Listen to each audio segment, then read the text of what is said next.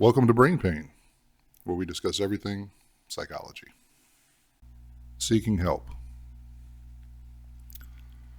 Since I've received my master's degree, it seems like a lot of my conversations end up being about seeking help for mental health issues. I was surprised because I would expect people to ask about very specific mental health issues, mental well-being, hygiene, things like this. But that's not what I get. A lot of it, well, I said that's not what I get. That's not really true. I do get those questions. We do get those discussions. But a lot of what I get is basically people that seem to be seeking permission to seek help. I find that a little disturbing, but I also find a little sad that people are so hesitant to get help, even if it's just to rule it out. Of course, all my personal examples are anecdotal. They're not the result of some professional scientific study. They're just things that I've experienced. And it may just be the people that I end up talking to or spending time with. I don't know, because that's always a possibility. But it seems pretty common. So I thought I'd talk about it today. I have always encouraged people who listen to my podcast to seek help if you need help or you think you need help, and to encourage others to do the same if they're in a bad place or if they just need some help. It shouldn't even have to be like a bad place. The sources I'm going to cite for part of my podcast today come from a couple different locations, and I would encourage you to look these up. I specifically chose these because they're easily accessible from the internet by anyone. I've read a lot of studies that are behind paywalls during school, right? So you'd have to pay, $20 or $8 or $35, or you get the idea. You'd have to pay money to get these studies and read them. But the ones I'm specifically going to mention today, I will put it in the description of the podcast, and I will also talk about where you can find most of these. The two locations, the first one is the National Center for Biotechnology Information. It's NCBI, and I believe it's ncbi.org. I was going to pull it up on my computer while I was talking about it, but my internet is down. The entire city has no internet, so that's pretty exciting. Let's hope it doesn't lead to a delay in me posting. The other is the American Psychiatric Association. If you go to these two websites, you can research a ton of studies for free. In the world of psychology, just like any other medicine, you want to make sure that you check what the newest studies are saying, but reading the historical or the older studies is not bad. It's just that there are things that are discovered, obviously, as people try to move things forward. So I often will read some of the older studies and some of the newer studies, simply because newer studies are typically based on older studies. So if you want to really understand the background, sometimes you have to go read older studies. So the idea for this topic originally came when I can't even tell you how many times I've had a similar conversation, but I had had conversations, as I said, with many people. But there was an individual at work that asked me after we were having a big meeting if I had a second, and I said, sure. And he pulled me aside and he wanted to discuss his daughter's issues and if I had any recommendations. His daughter, like so many, are dealing with anxiety and depression, and specifically since COVID kind of locked down the United States.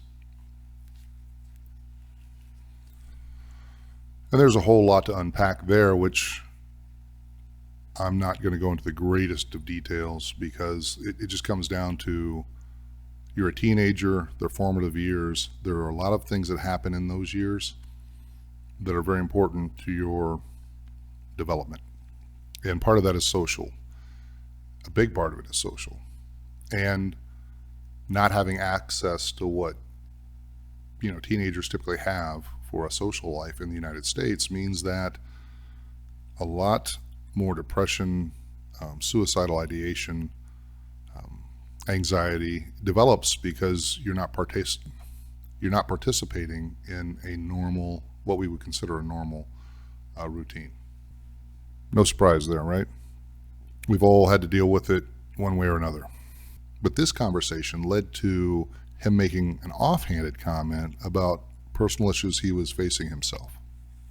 And he was a good-sized guy, participates in, before COVID, he would participate in group sports as an adult, and just an amateur league, just get together and play volleyball, or I think he said he played volleyball and softball, and he hadn't been able to do it for the last year. And so he's kind of like a stereotype. If you use a stereotype, it would be that manly man kind of guy.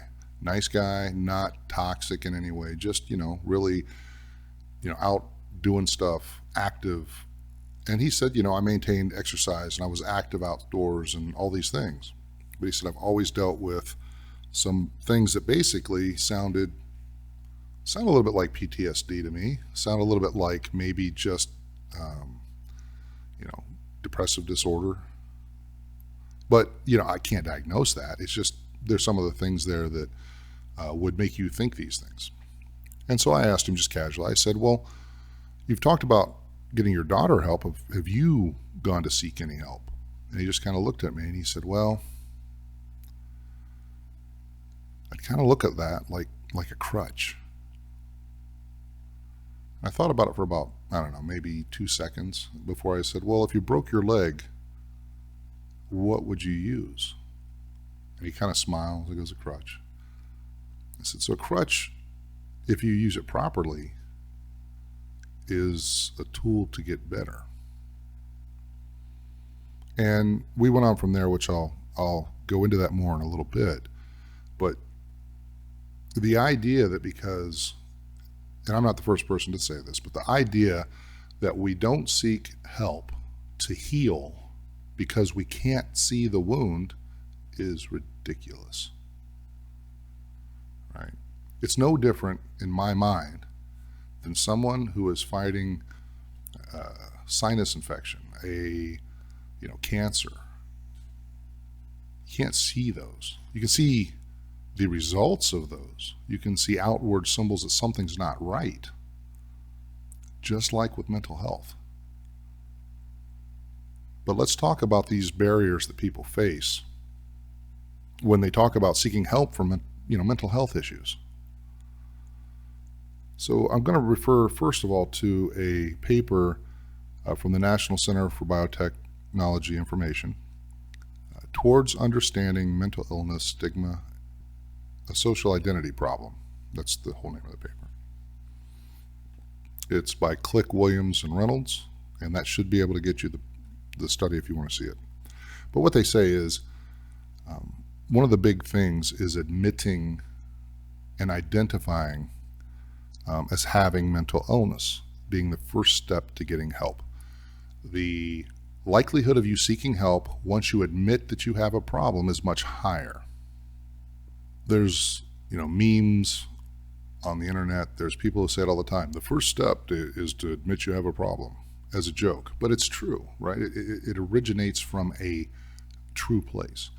If I don't admit that I have an issue, then I'm not going to seek help for it because I don't have an issue, do I? No, I can, just blame that on something else. And so that's hard to admit that we're not invulnerable. It causes a number of things. Number one, it causes it makes us deal with our own mortality. We're not invincible if we admit we have a problem. Whether it's, I can't pick up as much weight as I used to, I can't run as far as I used to, I can't do things I used to do. A lot of times we end up changing our lifestyle so that we don't do those things, and it's just not part of what we do, so that we don't have to face the fact that we can't do them. And in some cases, that's very harmful. specifically, like everyone who knows me knows that I've been on an attempt to improve my health. So I'm working out, I'm trying to eat right. I do better at working out than I do at eating right sometimes, most of the time. But in all reality, the thing that started me working out and trying to improve my health is standing in front of a mirror and looking at myself and being honest and saying, you used to be able to do a number of things that you can't do. This is a problem, and I have to address it. Now, with mental health, that gets a little tricky, specifically depending on the more advanced and more severe mental health issues some people face. Some of the mental health issues that people deal with, they don't believe they have a problem, and that's part of the problem. It's part of what feeds into the mental health issue, is that you don't believe there's a problem. You actually believe things that aren't true, and psychosis of a number of types. That people believe that, when you talk about schizophrenia, for example, where people believe somebody's after them, or in a paranoid schizophrenic situation, they don't believe there's anything wrong. They just believe somebody's out to get them. So I'm not talking about that. What I'm talking about is someone who goes, it's really hard for me to get out of bed. It's really hard for me to get to sleep. I just don't feel like life is good. I don't feel any hope.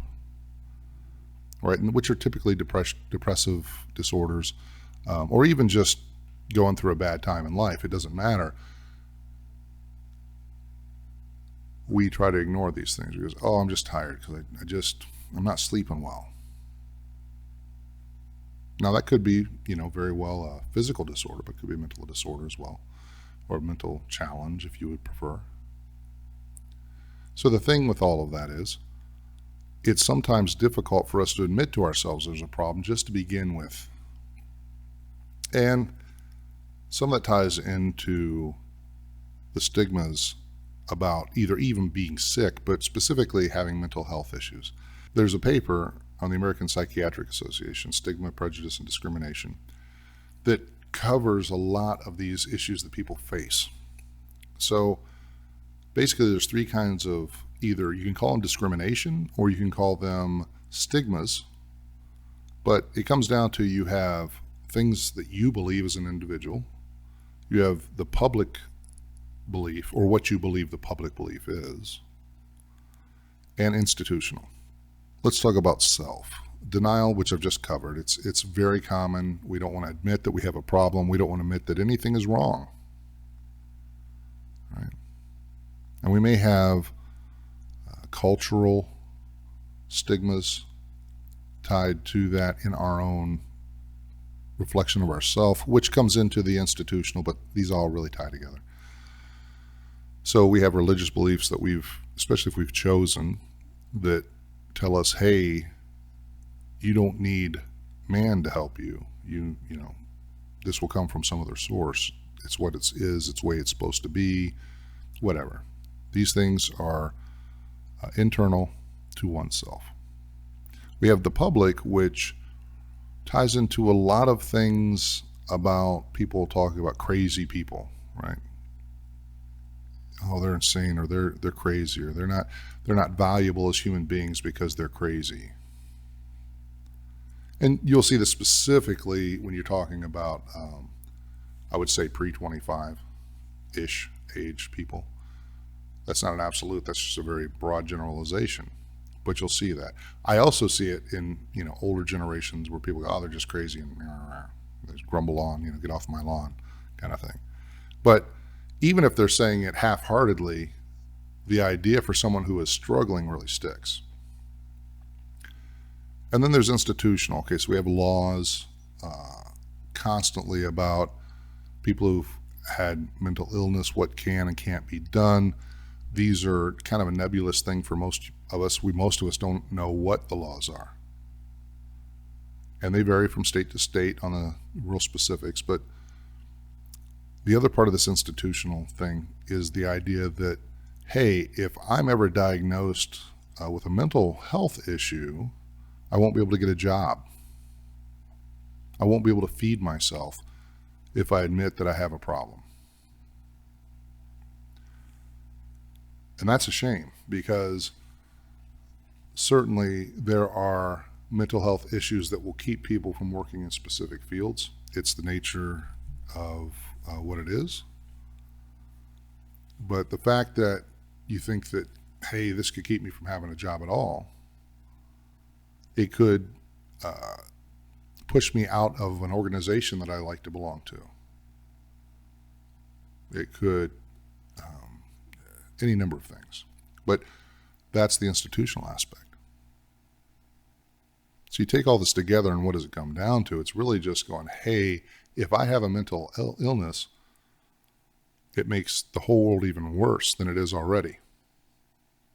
It makes the whole world, it takes any hope, I already don't have hope.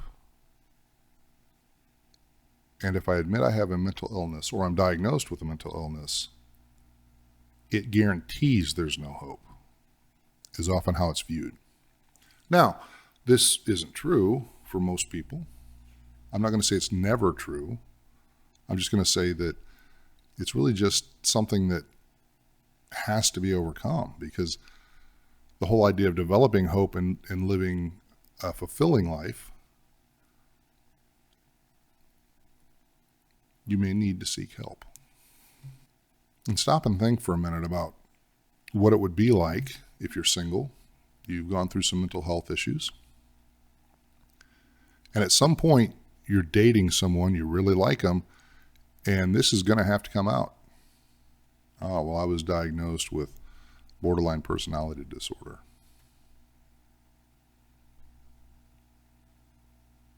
Or I'm taking anti-anxiety medicine. Well, it makes us feel less competent, less valuable.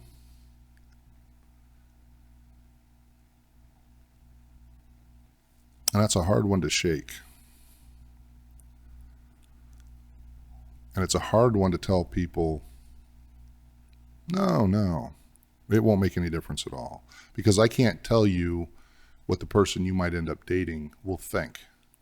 I don't know what their prejudice is. I don't know what their bias is. And I'm not going to lie to you about it. I'm not going to say, oh no, it'll be fine. The person you like will be okay with it, because I don't know. But the truth is that we can, have all these theories about, oh, well, then they weren't the person for you, et cetera, et cetera.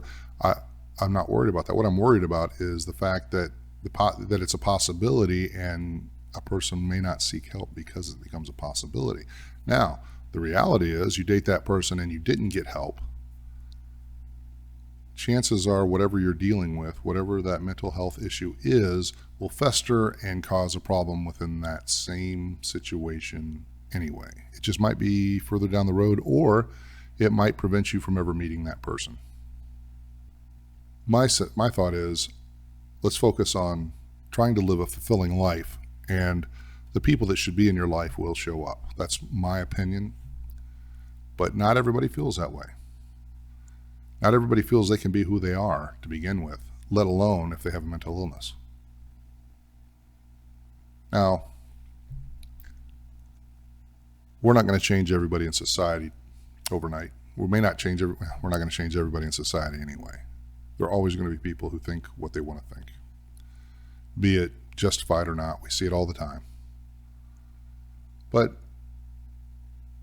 we need to encourage those that we care about and those that we know that, hey, go get help. I'm still here. I support you, and go and getting help. That's really about the best that we can do.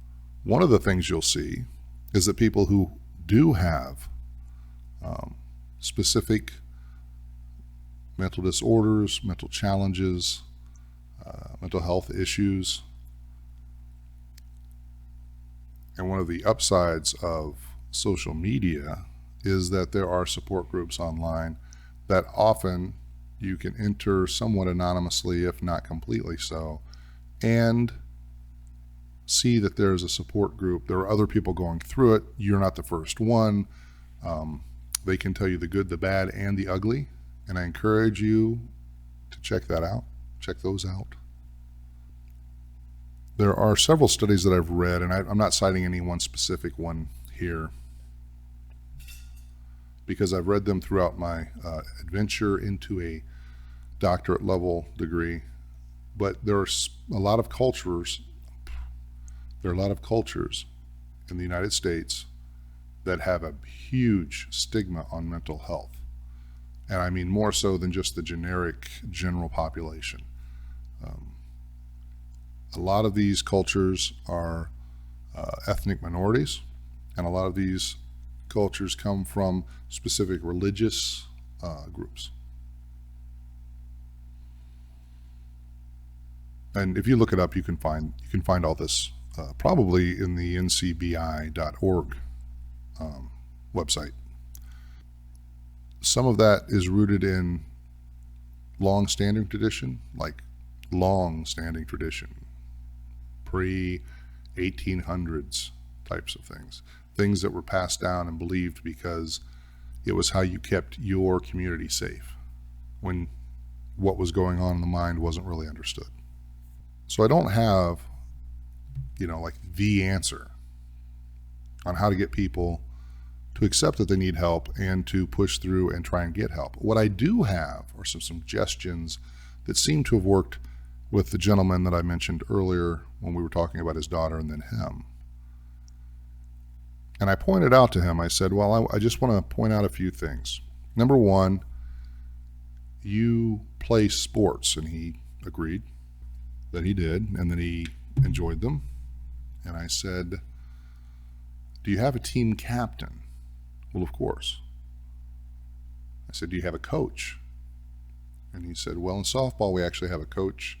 In volleyball, we have a captain that kind of acts as a coach as well. And I said, so does that coach or captain make the team better? And he kind of chuckled and said, yeah. So going to a therapist is just like going to a health coach or a baseball coach or a batting coach. If your batting sucks, you go to a batting coach, right? You need a coach to help you through some things and help you figure out what you're doing wrong and what you're doing right and how to improve your situation and make your life better. In the case of sports, it's make your life better by playing better, but in the case of mental health, a therapist will help you make your life better. So go get a coach. I asked him if he ever watched, movies with heroes in them, archetypes. And he said, oh, of course. Read a lot. How many times does a hero in a story just go in and win everything without any help, without ever being trained, without any coaching? They just walk in and they're awesome and they just, they win all the fights and battles and struggles without any effort, without anybody else helping them. And he thought about it for a while, and he said, well, can't really recall any. I said, because the stories we love the most, there's usually a team behind the hero. Yeah, the hero does some things that maybe nobody else can do. Maybe nobody else has the skill set, the drive, the whatever. But the truth is, they have a support team. They have the wise one that leads the way. They have the person who nudges them in the right direction, the person that helps them change their viewpoint. Go get one of those coaches. Go get one of those wise people. Go get somebody to help you be the best you can be. Most people, and I won't say all, but most people who've learned to play the piano or the guitar or any instrument have had a teacher. We learn to read. We go to school. We have teachers. They're really just coaches. They're really just people to help you master something. That's what a therapist is. Stop looking at it as someone to treat you for an illness. Look at it as someone to help you be the best you that you can be. And hopefully, that paradigm shift will allow you to seek help if you need it. Or if you're talking to someone that is struggling, maybe that paradigm shift will help them. Now, also, this is anecdotal, but the handful of people I know in the last 5 years who have finally admitted they have a problem, they finally get a diagnosis of a problem, after all the stigma and fighting all the reservations and denial and everything else, every single one of them has told me, I feel relieved. Well, of course you do. You now can act on something. It's not nebulous. It's not unknown. The unknown is much scarier than having a path and having a plan and knowing what's happening, at least in most cases. So I'd encourage anyone to try and change that viewpoint on mental health and try and encourage others to do the same, right? It's a small thing, but I think it would make the world a little bit of a better place. It's my opinion. Maybe somebody out there has an even better idea. And if you do, I'd like to hear from you. You let me know. You can always email me at john@brainpain.us. That's JOHN @brainpain.us. And I'd like to hear your opinion on it. Well, that's all I've got for today. Before I go, I'm going to remind you that I love you. Take care of yourself.